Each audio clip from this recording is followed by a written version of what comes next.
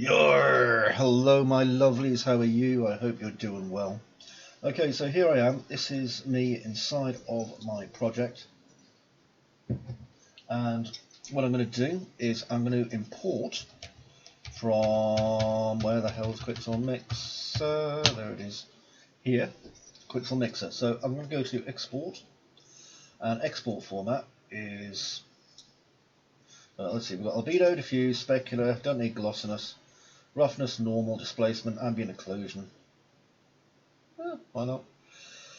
Okay, so I'm going to export all this lot, all these 7 maps to somewhere, and I think I'm going to export them to a place over here on my U drive, because my U drive's an SSD, and I'm going to put it in my videos, the Bothy, okay, assets, and I'm going to call it textures. Haven't got a textures folder yet, so I'm going to make that. There we go, textures. Select folder. Okay, so now it's going to take all these and stuff them into here. Now, just going to have a quick look at my options here. Export resolution seems okay. I'm not so convinced that I really need roughness. Well, specular rather, but you know what, I'll have it anyway, because why not? So I'm going to click Export 7 Maps. Now I'm going to look out the window and think about hamburgers. Nice. Although they call them beef burgers here for some reason. Okay, I'm going to guess that that's finished, because nothing's happening now. So I'm going to minimize my screen.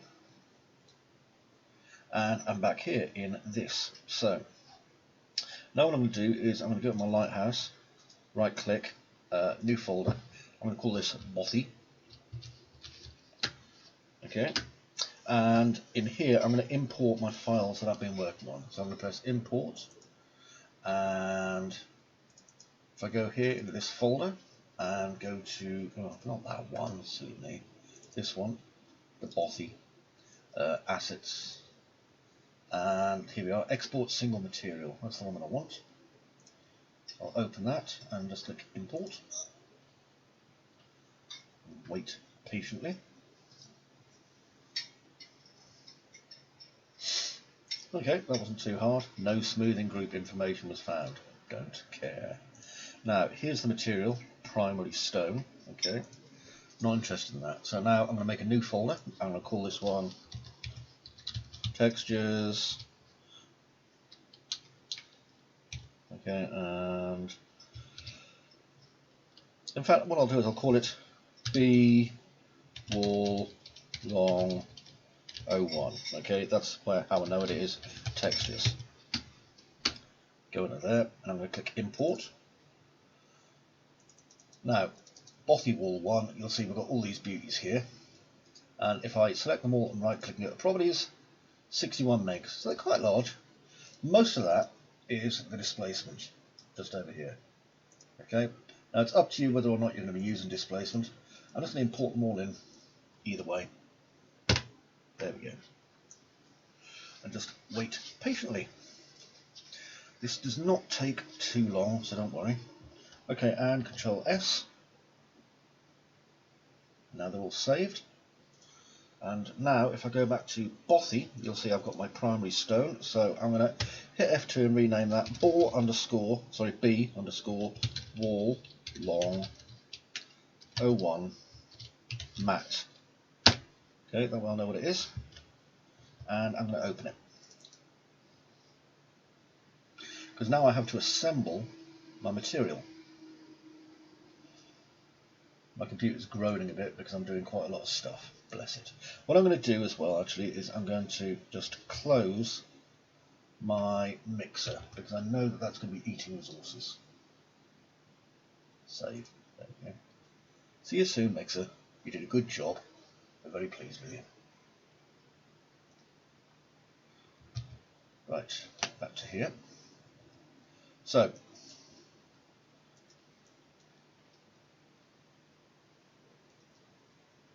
As you may be able to tell from the fact the video probably stuttered quite a lot there, okay, Mixer uses a shitload of resources, okay, so if you haven't got a powerful computer, now's the time to ask Father Christmas nicely.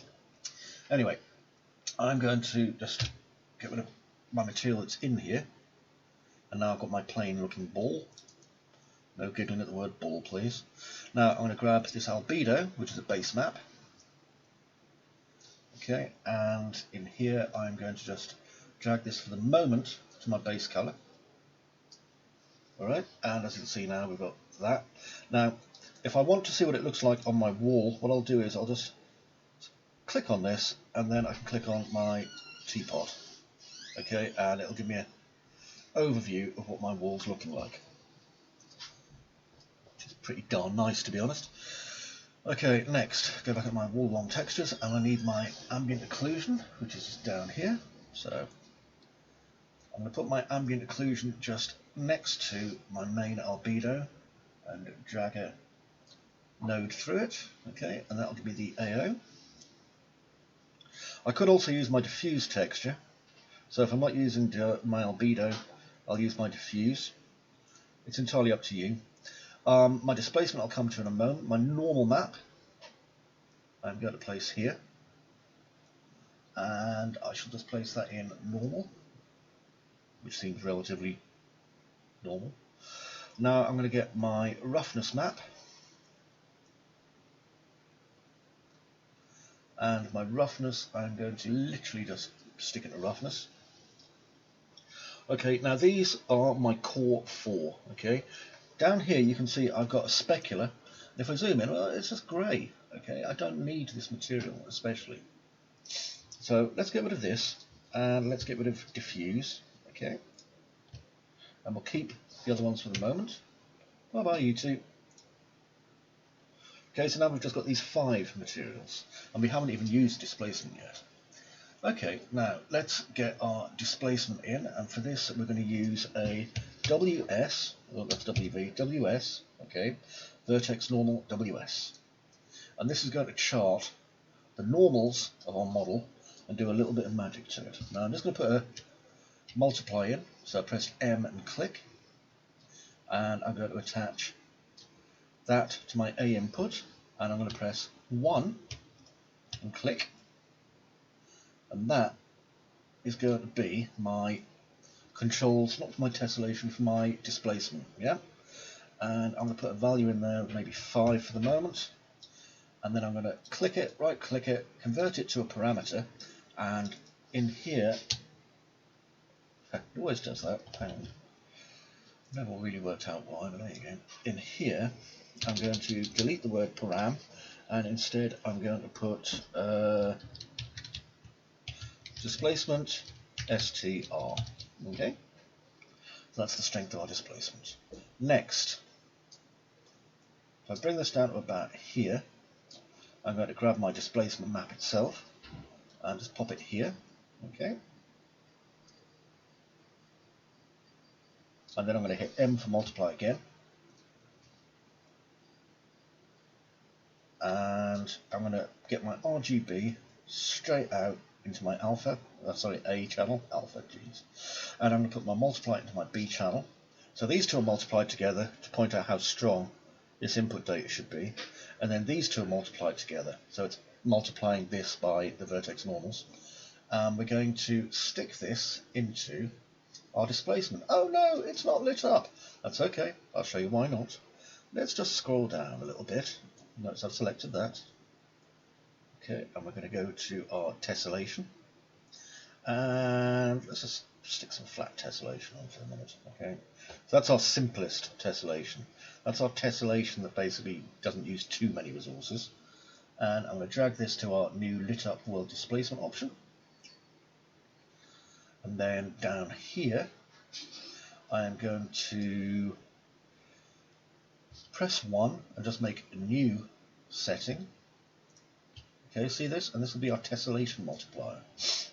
So in here I'm going to make it maybe 16. And I'm going to right click, convert it to a parameter, and I'm going to call this tessellation strength. Okay, and I'm going to line these up because, you know, it looks tidy, and then I'm going to just drag this into here, and I'm going to change the word tessellation str to mul, really, or multi. Okay, because it's a multiplier actually. Now, for later reference, what I'm going to do is just move these together and then press C. Okay, and this is our displacement bits, just so I know what it is. And then over here, as you can see already, it's starting to get jaggery and there's some holes in the side. Now this is the problem you're going to face if you're using a kind of a plane based one. Now if I come into here and go down, there is an option for crack free displacement, and that'll kind of fill our holes in. Just wait for it to finish computing our map. See, and so it fills the holes in.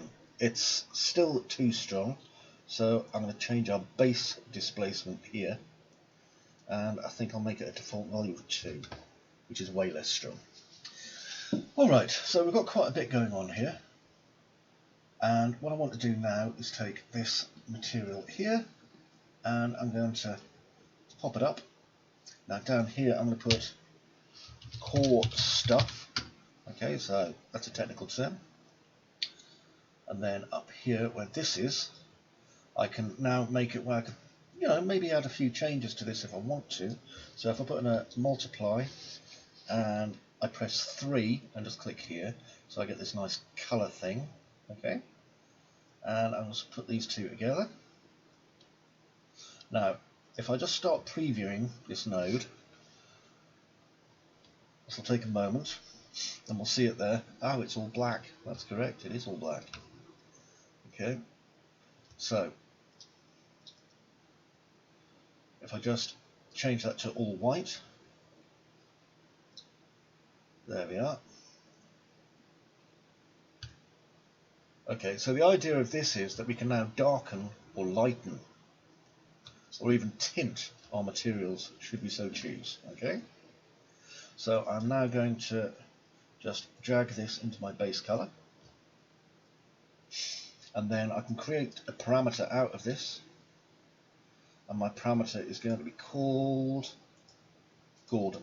No, it's going to be called color. Now you've got to put a U in there. Okay, it's important. Color. Let me see. Multiply. Okay, so there's our color multiplier, and I'll put in here. Just select them all, and this is our little albedo bits. Okay, not the same as an albino's bits. That was really quite a good joke, and I was quite impressed with myself there. Okay, so I'm going to click save. Okay, so it's all saved off. Done. Come on, you can do it. You can do it. Takes a moment or two. And I'm going to close my window. And now I'm going to go back to my Bothy, and you'll see I've got my wall long map material. Now I'm not going to use that. Okay, that's the first thing that's important. So let's just bring up my wall, which is here, and all jaggedy and flippin' beautiful, and everything good about walls. Flippin' love it. Okay, and what I'm going to do instead is I'm going to put a new folder in. Okay, main materials. Now I'm going to make, if I right click here, a material instance, and I'm going to keep its name. And then I'm going to take this and I'm going to stick it in my main and just move it. There we go, it's gone. So now I've got a tidier thing going on here, and I'm going to take my bwall long mat inst and drag it into my material slot. Okay, won't notice a difference, that's cool. But now if I go into here, you'll see that I can change things like my color multipliers, my displacement strength, and my tessellation multiplier, so I can make them all rougher if I want to, and I can do all sorts of cool things like that, which is pretty darn groovy, I think you'll agree. Okay, and let's see how our wall looks in situ. So if I just bring it down to there. It should look pretty darn dark, to be honest, because everything looks pretty darn dark down here at the moment. But it should also look about detailed enough. And it does. So, that is how we do that Bothy wall. Okay. Now what I'm going to do is I'm going to create the full kit. So I'm going to create all the walls. I'm going to create all of the other stuff as well, you know, and we're going to put that into, we're going to bring them all in, all with its materials, and it's going to look super duper. So until then, I shall see you in the next part, where we have a complete Bothy ready to assemble. And until then, big loves, see you soon buddies, bye bye for now.